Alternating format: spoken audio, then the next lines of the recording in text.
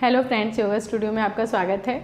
आज हम बात करने जा रहे हैं सर्दियों में होने वाली बीमारी से बचने के लिए कुछ महत्वपूर्ण व्यायाम कौन कौन से हैं।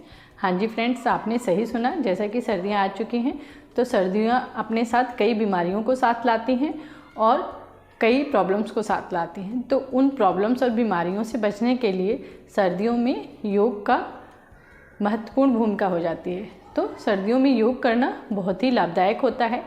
चाहे आप 10 मिनट कीजिए, 15 मिनट कीजिए, पर सर्दियों में व्यायाम बहुत ही ज़रूरी हो जाता है आपकी बॉडी में फ्लेक्सिबिलिटी लाने के लिए और बहुत सारी बीमारियों से बचाने के लिए। तो फ्रेंड्स, जानते हैं कि वो कौन कौन से महत्वपूर्ण योगासन हैं जो हमें सर्दियों में करने चाहिए, जिनको करके हम स्वस्थ रह सकते हैं। तो चलिए जानते हैं। सबसे पहला महत्वपूर्ण व्यायाम है सूर्य नमस्कार। तो फ्रेंड्स, सर्दियों में हमें सूर्य नमस्कार अवश्य करना चाहिए। चाहे आप 5 करें, 7 करें, 3 करें या 1 से ही शुरुआत करें, लेकिन सर्दियों में सूर्य नमस्कार बहुत ही महत्वपूर्ण है। तो चलिए देखते हैं कैसे किया जाता है सूर्य नमस्कार। रोजाना सूर्य नमस्कार करने से पेट संबंधी समस्याएं छूमंतर होती हैं, हमारा डाइजेस्टिव सिस्टम अच्छा होता है और कब्ज जैसी समस्याओं से छुटकारा मिलता है। तो फ्रेंड्स, सूर्य नमस्कार अगर रोजाना करते हैं तो ब्लड सर्कुलेशन अच्छा बना रहता है। इसीलिए कोशिश कीजिए सर्दियों में सूर्य नमस्कार नियमित तौर से कीजिए। चलिए फ्रेंड्स, सेकंड एक्सरसाइज हम करते हैं जिसका नाम है भुजंगासन। अब भुजंगासन से क्या क्या फ़ायदे होते हैं आपको। भुजंगासन एक बहुत ही अच्छा आसन है। अगर आप इसका प्रयोग करते हैं तो आपको अनेकों लाभ मिलते हैं। इस योगासन से शरीर के सारे अंगों को फ़ायदा होता है। भुजंगासन नियमित करने से सिर्फ पीठ के दर्द में ही फ़ायदा नहीं मिलता, बल्कि इसका अभ्यास करने से किडनी की पथरी और थायराइड जैसी समस्याओं में भी आराम मिलता है। और नंबर 3 एक्सरसाइज है शलभासन। शलभासन करने से क्या फ़ायदे होते हैं, चलिए फ्रेंड्स अब ये जानते हैं। यदि आप शलभासन करते हैं तो शरीर की मांसपेशियां मजबूत होती हैं। शलभासन एक ऐसी मुद्रा है जो आपके पूरे शरीर पे, हाथों पे, जांघों पे, पैरों और पिंडलियों को मजबूत करता है। इसके साथ साथ पेट की चर्बी को कम करके उसको सुंदर बनाता है। और इस आसन से, शलभासन से रीढ़ की हड्डी भी मजबूत होती है। तो ये एक्सरसाइज फ्रेंड्स सर्दियों में अवश्य करना चाहिए।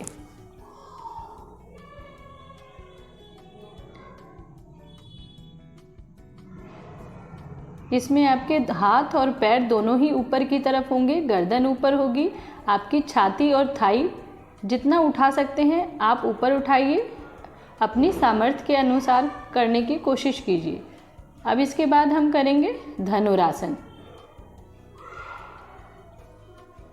तो फ्रेंड्स, धनुरासन का आप अगर प्रतिदिन करते हैं तो इससे आपका तनाव कम होता है और किडनी के संक्रमण से निपटने में धनुरासन हमारी बहुत मदद करता है।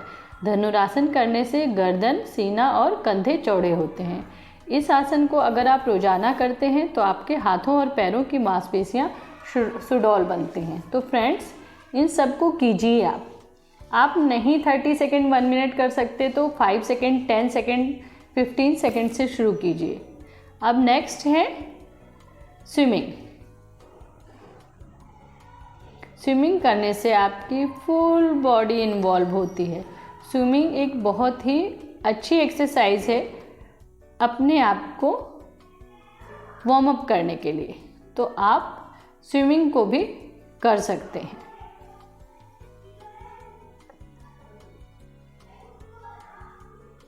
चलिए फ्रेंड्स, अब उठ के बैठ जाइए।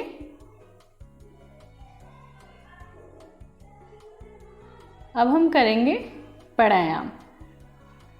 तो फ्रेंड्स, प्राणायाम में क्या क्या होता है। कपालभाति। सबसे पहले हम कपालभाति करेंगे। कपालभाति प्राणायाम करने से क्या क्या फ़ायदे होते हैं। आपका डाइजेस्टिव सिस्टम मजबूत होता है।